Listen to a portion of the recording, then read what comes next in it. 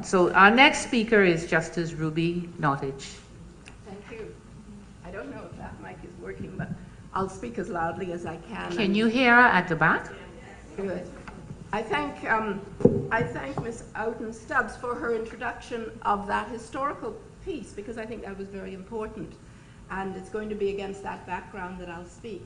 First of all, I'd like to also say how very proud I am of my younger sister, Marion, and this very big step she's making. Wonderful.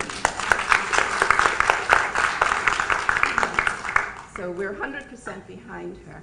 And of course, the person I'm going to speak of is our grandmother, but she's also the great-grandmother of our minister, Loretta Butler Turner, because this person is called Frances Monesta Butler, and she was the mother of Sir Milo Butler.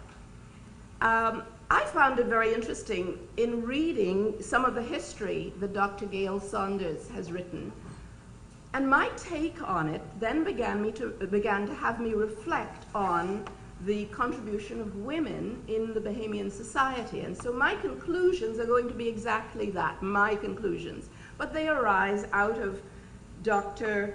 Saunders's historical report. And one of the things that she said early in her history of the Bahamas was that general histories hardly mention Bahamian women, and that is true. I'm happy to hear that we may have some research going on with respect to those who were slave women. But then after slavery, it's like silence. We have nothing said about ordinary Bahamian women, and particularly black women.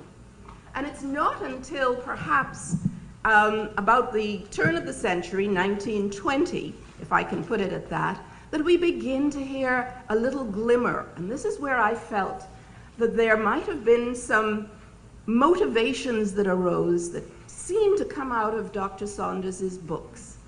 There were three.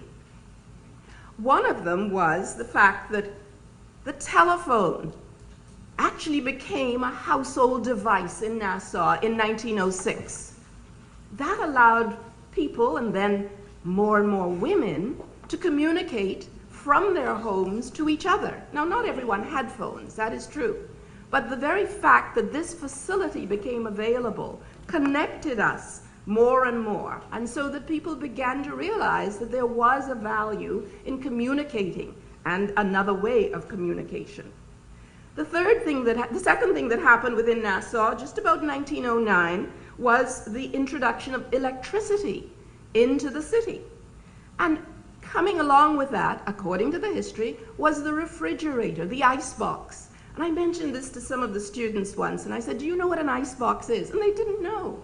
I remember the icebox, the big box, and we had an area underneath where the block of ice was put to keep your food cool during the day, and then there were shelves above that on which you placed your food. And during the day, your food would be kept cool, and of course the ice had to be delivered every morning.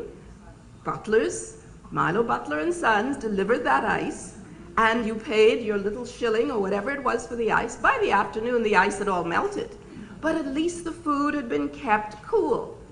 That allowed women more time. They didn't have to be home every day cooking meals every day. They could cook and leave home, do their work, and come back and still have their homes ready with their food for their eating. The third thing I thought that the history seemed to show, these are small items, but they moved our women towards liberation. The third thing was the typewriter. How many of you can recall that members of your family or relatives became secretaries? And secretaries allowed them, this training, allowed them to move out into offices. Some of them became office members of lawyers. Some of them became office members of businessmen in the city. And we have histories, for example, in which Mrs. Enid Boyce of the Eastern Road stated that she doesn't remember any women working in offices during the war.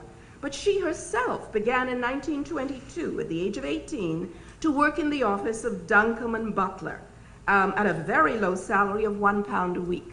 This is the Eastern Road, as it were. Their women, those women began to be educated, but educated in the form of office management, etc.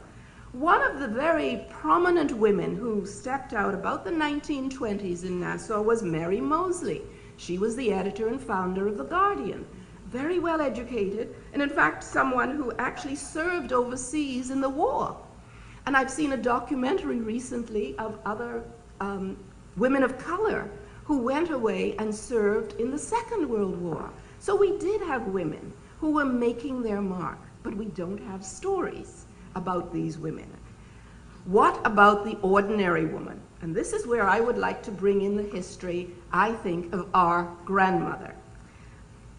It was in the 1920s that Mother Butler, who had one son, Milo, and 4 daughters, had to move to the United States, where she was able to educate them. Milo had actually gone ahead of her because he was older than the 4 girls.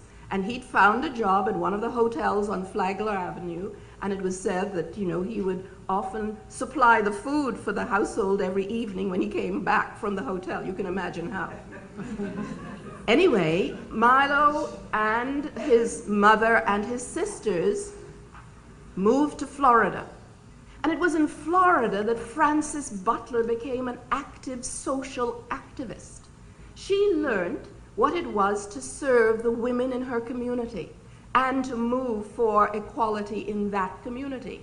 So she sort of took on this spirit of activism because she was abroad. And I found it interesting that one of the comments that I think you made, or someone made earlier, was that the foreign exposure abroad of some of our women allowed them to come back into our society fully fired up and ready to see that other women here benefited from that. I think it was a story, apparently, the comment about Mabel Walker, that she was a social worker from abroad. And you're going to find this foreign influence, if I call it foreign influence, being very important.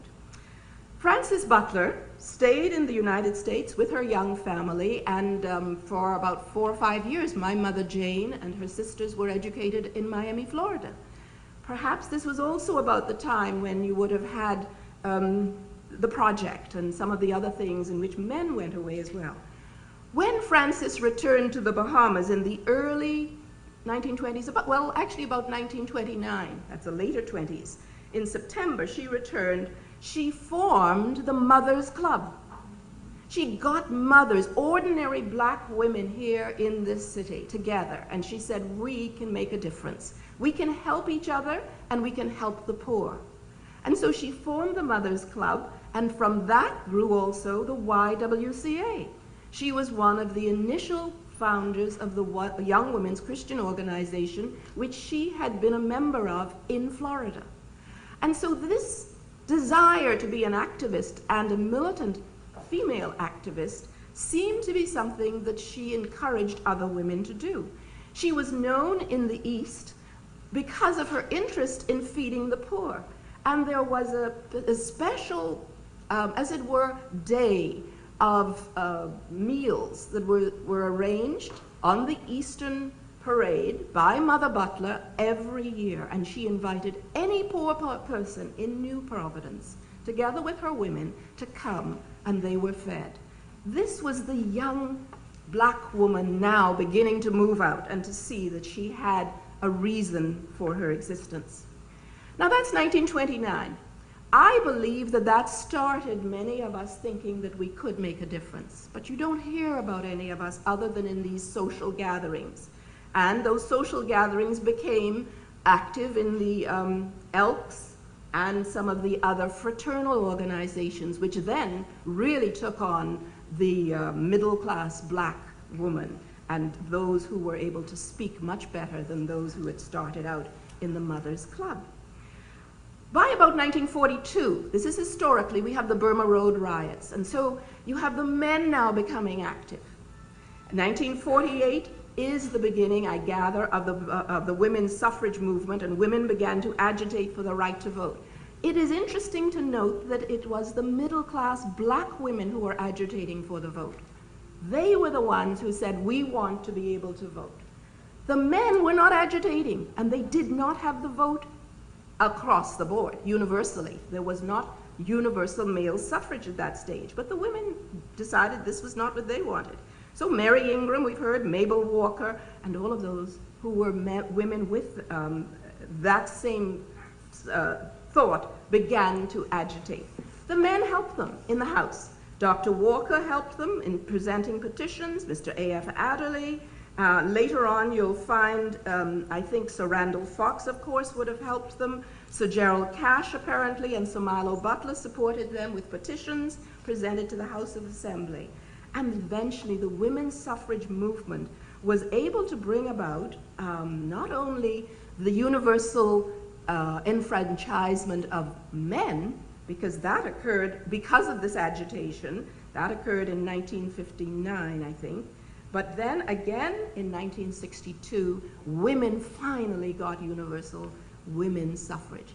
But our agitation had begun, I believe, with those simple women who were housewives, who were mothers, and who were very similar to Frances Monesta Butler, who wanted to see that her children and her grandchildren could sit today as my niece is sitting right now and be very proud.